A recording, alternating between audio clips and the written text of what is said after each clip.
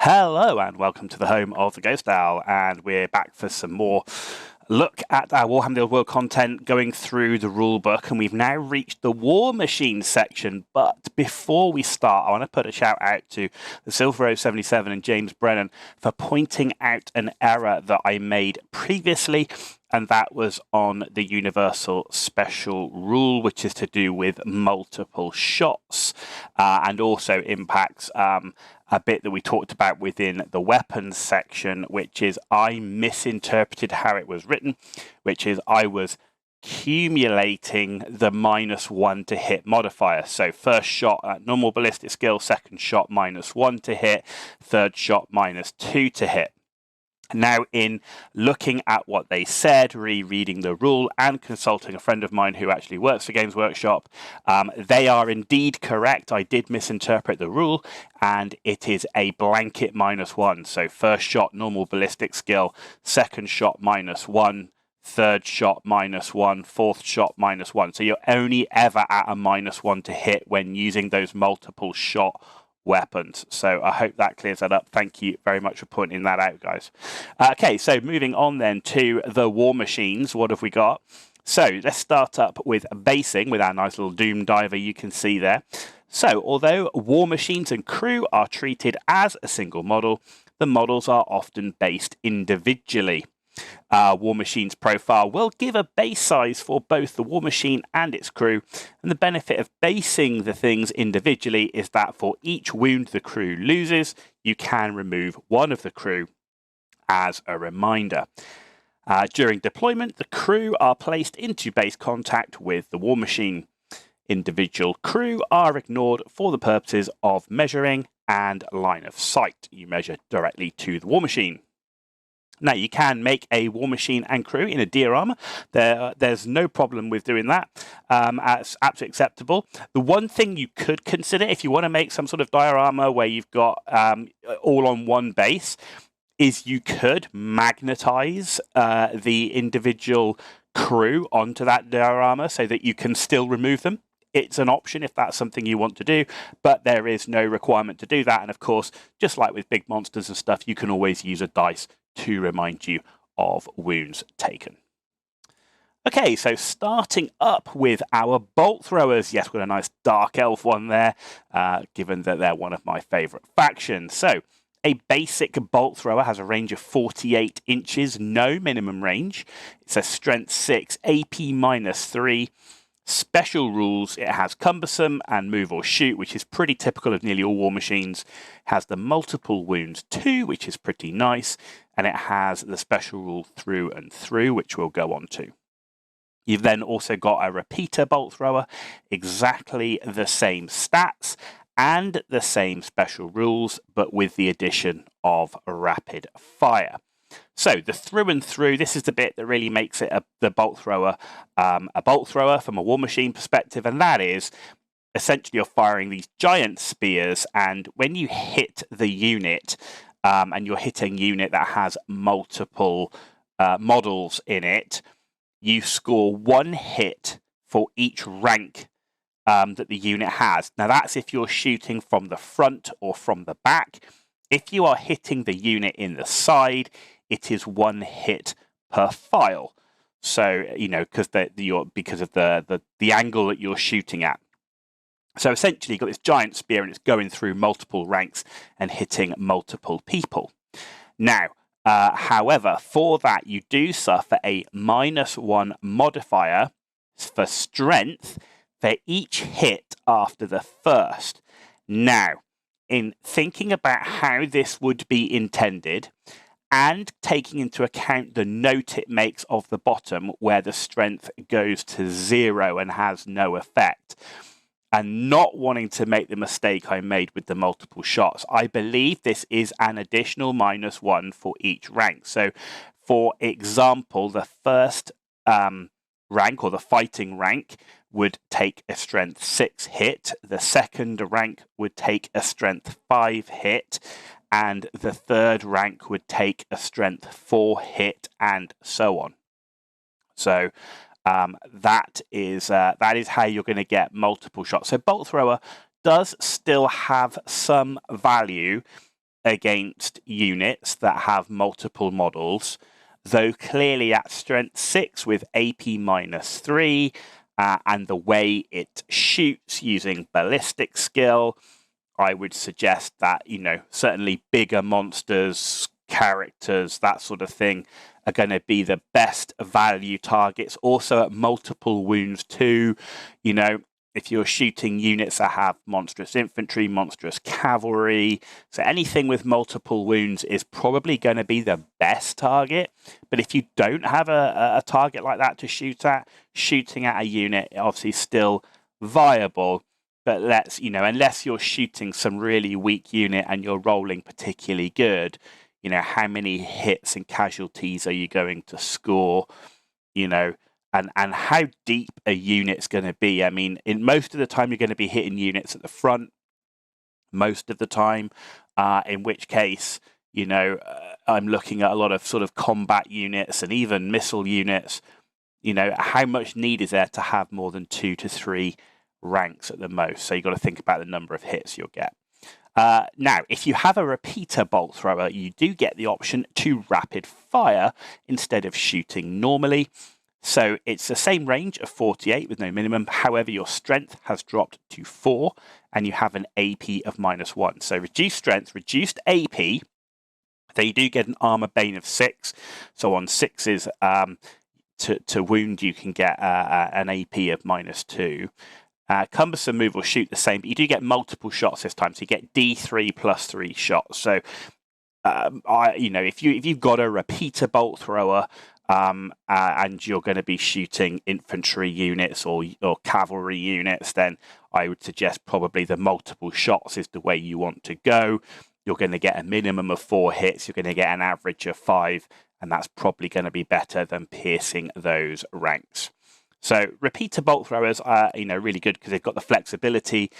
Bolt throwers probably are going to be a bit cheaper in points, so that's just going to be something to balance there. So yeah, bolt throwers, I like them overall. Both bolt throwers, repeater bolt throwers, I really like, and that isn't just my dark elf in me talking. I actually think they are pretty decent war machines, and having that flexibility of different types of fire is very, very nice. Okay, next up is our trusty stone thrower. So range is 12 to 60, so good range, but it does have a minimum range. Strength 4, but under the center of the template is 8, AP -1, but under the center of the template is AP -3. Right, special rules, it has bombardment, cumbersome move or shoot as you might expect, and then multiple wounds, D3 plus 1. This weapon does not use the crew's ballistic skill, but uses the bombardment rules. This weapon uses a 3-inch blast template and the stone thrower misfire table. The high strength AP and multiple wounds only applies to the model under the very center of the template, typically where the hole is located. Okay, so you choose your target and you place your template so that it is centered over the unit. So you cannot pick it so that it's centered on the champion, for example. It has to be put over the center of the unit. So this applies obviously to multiple model units. If you are shooting at a monster, it just goes over the center of that monster's base, for example.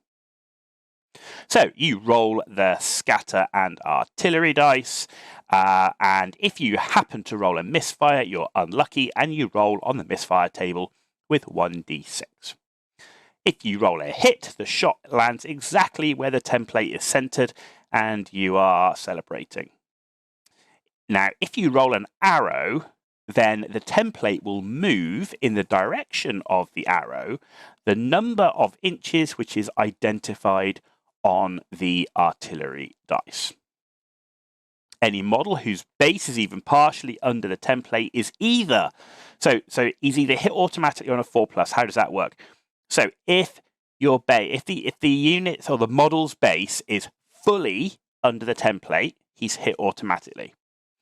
If a model's base is only partially under the template, he is only hit on a 4+. Okay, so that's the sort of a standard rule for template weapons.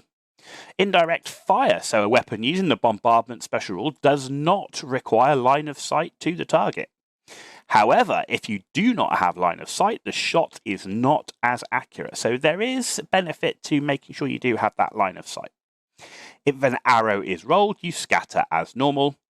However, if you roll the hit, normally, if you had line of sight, it hits where the template is set. However, if you don't have line of sight, the template will still scatter in the direction of the small arrow. So you'll notice on the dice where the hit is, there is a small arrow indicator, and the template will scatter in the direction of that small arrow. The number of inches identified on the artillery dice. However, you do get to minus the crew's ballistic skill to a minimum of 0. So if you roll 4 for the number of inches and your crew has a ballistic skill of 3, you will only scatter 1 inch. So it's not the end of the world shooting indirectly and scoring that hit. Now, misfire-wise on the stone thrower, misfire table, 1 is destroyed, 2 to 4 take a wound, miss a turn, 5 to 6 can't shoot current turn. So misfire is bad all around.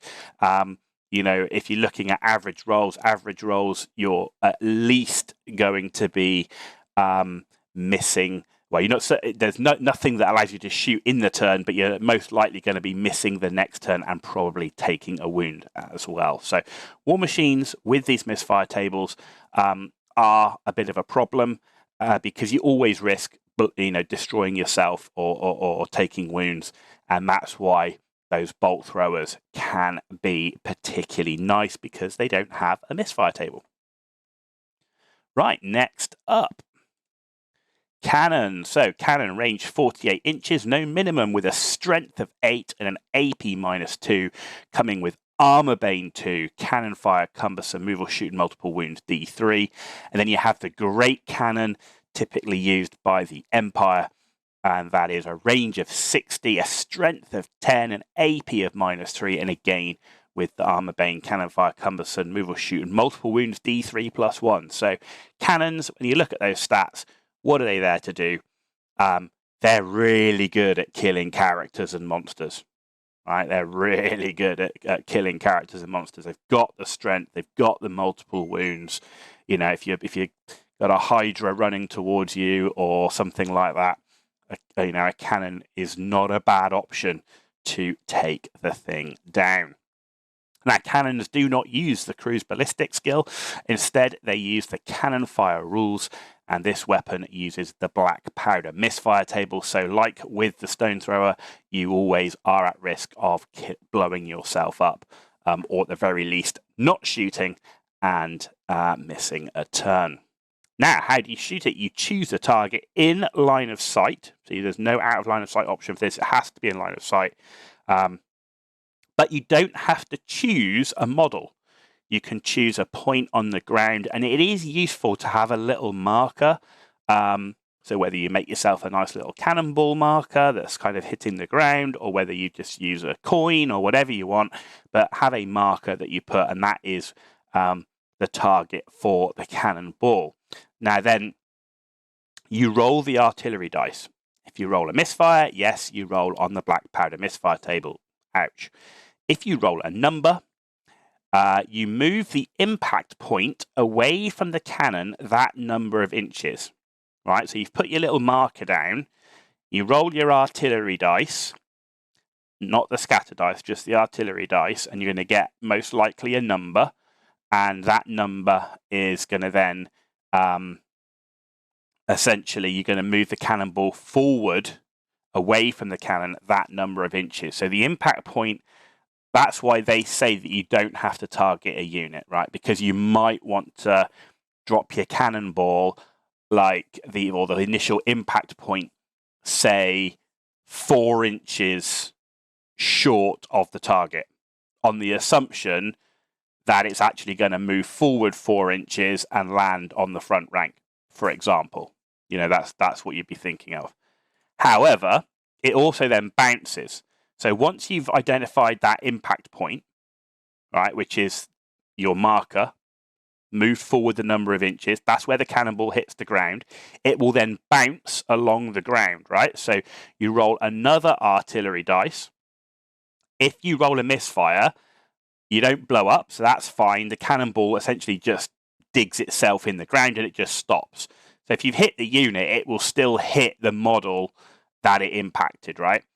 But if you roll a number, which is the most likely, you're going to then, again, measure the number of inches directly away from the cannon and the cannonball impact point, and that essentially is going to be where the cannonball bounces to. Now then, determining the hits. So any model whose base lies under the strike point or the impact point of the cannonball is hit automatically. And then any model whose base lies under the path of the bouncing cannonball is hit automatically. If a cannon hits a unit in the front or rear arc, it can only hit a maximum of one model per rank. If a cannon hits a unit in the flank arc, it can only hit a maximum of one model per file. And it only hits the ranks that are in the range. So if you imagine you've done your impact point, and you've done your bounce, and the bounce ends up halfway through the unit, then you don't hit the ranks behind, okay, that are out of that range. And then crunch, if a cannonball hits a monstrous creature or a behemoth, it stops immediately, and if a cannonball hits impassable terrain or a high linear obstacle, it stops immediately. So thinking about cannons, look, they're really good, I say, at killing high toughness, multiple wound models.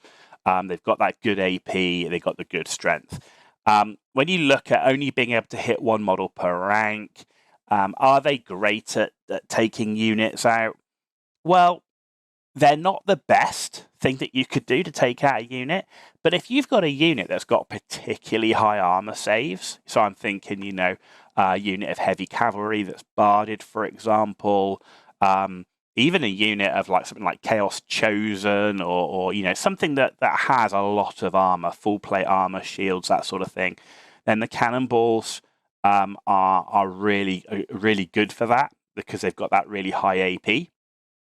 The only thing to think about is specifically taking a cannonball against characters that have reasonably good ward saves. You know, maybe there's a better target on the battlefield for you. And overall, trying to hit a model on a very small base is going to be much more difficult than trying to hit a monster on a big base, right? Because of the change in strike point and the bounce. So the bigger the base, the more likely you are to hit. So cannons, great against monsters, have value against high armored units, have value against characters, but significantly reduced due to the difficulty of hit and the potential ward saves, which mean that the high AP is no good. Okay, next. Cannons can also shoot grape shot. So instead of firing normally, they can choose to fire grape shot. Now, grape shot only has a range of 12 inches, right? So I would suggest if you're shooting a unit that's within 12 inches, this is a last desperate attempt, okay? Maybe it's actually against some skirmish cavalry or something like that. So strength 4, AP -1, it does the job. It would actually wreck a whole unit of lightly armored skirmish cavalry. Special rules, compass and move or shoot, but it does have needs more nails. So the shot does not use the crew ballistic skill, instead uses the needs more nails rule, and it still uses the black powder misfire table. So, needs more nails, how does that work? Well, you declare your target as normal, and you roll the artillery dice. If you roll a misfire, you roll on the black powder misfire table. If you roll a number, the number is the number of automatic hits the unit suffers. So actually, grape shot is pretty nice. It does have that low strength. So I would say that, you know, when are you going to be using this? Well, look, you're not going to be having your cannon close to the front lines. So grape shot really is, if you were playing a defensive scenario maybe, but in reality in most games is a sort of thing if you were being threatened by something like a unit of dire wolves or chaos warhounds, for example, maybe some flying creatures, fast cavalry, that sort of stuff, generally is going to be lightly armored, not going to be the highest toughness. So the grape shot's going to be pretty devastating. So if you are fighting against cannons, definitely something to be wary of, because you could suddenly find that unit decimated, and you need to think about staying outside of that 12 inches. 12 inches quite easy to maneuver around, but at least it does give the cannon player an option if he is being hunted down. Okay, next up, yes, it's an organ gun. Of course, we've got to have a picture of a dwarf organ gun. Range of 30 inches. Right, so it does lack the range of the other cannons. Strength 5, AP -1. Does have Armor Bane 2, that's particularly nice. Move or shoot and multi-barreled. Weapon uses black powder misfire table. So, multi-barreled, you roll 2 artillery dice to determine the number of shots fired. Now, if you roll the 2 dice and you've got both numbers, you're absolutely loving life. If you roll a misfire on 1 dice, all the shots from the gun suffer a -1 to hit. So you've rolled a misfire on 1, number on the other. The number of shots you've got get a -1 to hit modifier. If you roll a misfire on both artillery dice, you are finding yourself in the lap of the dice gods, with probably your hands in the air going, why me? And you roll on the black powder misfire table, because, I mean, that's essentially rolling a double 1, right? But it can happen. So, but multi-barreled, actually pretty nice. After determining the number of shots, you roll to hit as normal, using the crew ballistic skill and applying the appropriate modifiers. I actually quite like organ guns and the equivalent, maybe something like the Hellblaster volley gun. We'll dig more into its specific rules, but, this is actually pretty nice. You've got to think how many shots you might get, even if you roll like 2 4s on average, for example, on your artillery dice, 8 shots, actually pretty nice. Strength 5, it's going to be good at taking down most infantry, including actually most cavalry. Not going to be quite as good at taking down monsters and sort of high toughness creatures, but certainly, this is going to be good against those infantry units, blocks of infantry, that sort of thing. So, yeah, multi-barreled on the organ guns, really quite nice. The issue is the range, right? At 30 inches, you are at the same range as a longbow. Right, so an enemy could get within longbow range and shower you with arrows and cause issues with your organ gun, right? By taking crew and stuff out. Now, it's not going to be the easiest thing in the world to do for those archers, but you are in range of it. So, and you're certainly going to be in range of things like spells and stuff as well. So, the range is a problem, but it's made up for by the potential damage output. So, organ guns, pretty nice. You're going to have to work out how to keep it safe. Okay. Next up is the mortar. So mortars do have a minimum range of 12. They go up to 48 inches. Strength 2 under the template, 6 under the center, AP -2. So they got really good AP. And -3 under the center. And then armor rules, they've got Armor Bane 1, so they can get that to AP -3 on 6s to wound. They shoot with bombardment, they cumbersome, move or shoot, and multiple wounds D3, which is pretty nice as well. This weapon does not use the crew ballistic skill, but uses bombardment rules, which are the same as we saw before for the stone thrower. However, it does use the 5-inch blast template. That is a big blast template, and has the black powder misfire table. So the high strength AP multiple wounds only applies to the model under the center of the template. So as before with the template, if the model's base is fully under, it automatically hits. It's partially under, it hits on a 4+. This is a really odd weapon, right, in terms of its stats, right, because it's got the low strength, which means it's going to be really hard to wound, but it's got amazing AP. Now, typically stuff that's got quite heavy armor has reasonable toughness. So you got to think, what you're shooting at. I think my only concern with the mortar over something like the stone turret, I mean, it's nice that it's got the big template. It's nice that it can shoot out of line of sight. It seems like it's really good. I think my only concern is the viable targets. So, I mean, the good thing with the big template is you're going to get lots of hits, right? So, but this is really going to be targeted against, you want to be shooting big units. I mean, shooting monsters, characters, and stuff like that with this, yeah, you'll probably get them under the template. But at strength 2, you're probably not going to be doing a great deal. You know, and maybe using more than one of these things. I have to see what the points value of this when we start getting into the faction focus. Just trying to create as many hits as possible. I mean, you think, you know, going up against heavily armored units, the AP is really, really good. So maybe if you can just generate enough hits on those highly armored units that you'll get the rolls to wound. I mean, this, if you had some way of either reducing a unit's toughness through a spell, for example, or increasing the strength of this weapon, then it would be devastating. It would be absolutely devastating. So yeah, I think if you had a way of I'm thinking, like, you know, in the past there were certain spells where you could reduce a unit's toughness. Even reducing unit's toughness by 1 could make this weapon really, really nasty. Interesting combo, something to watch out for.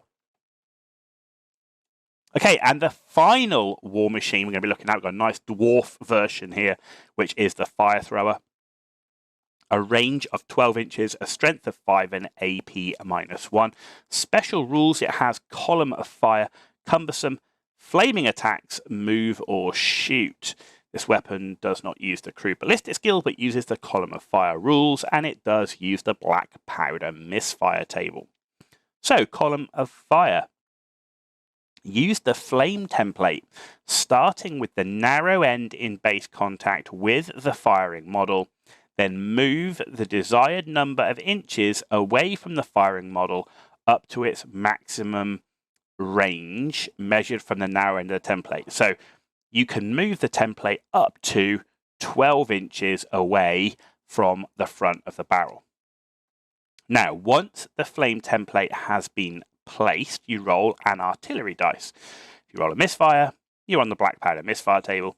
If you roll a number, you move the template that many inches directly forwards, and then you're into a template weapon, which is stuff underneath the base. Fully is automatically hit, and stuff which is partially is hit on a 4+. Overall, I mean, it's okay. I think with this one, with the move or shoot, makes it particularly tricky. I'd be like to see the rules for something like a Skaven Warp Fire Thrower weapon team and kind of see if they've got more mobility. I think the issue with this, you've got move or shoot and cumbersome on a weapon that only has a 12-inch. Well, it's 12-inch plus the template, right? So I don't know how long the template is. Actually, I don't know how long the template is, but you're certainly, up to 20. It's just a low range. You're going to be in range of every other missile weapon, spell, and everything out there. So while this has the potential to do really good damage, or certainly get a lot of hits on, and strength 5, you're going to be wounding.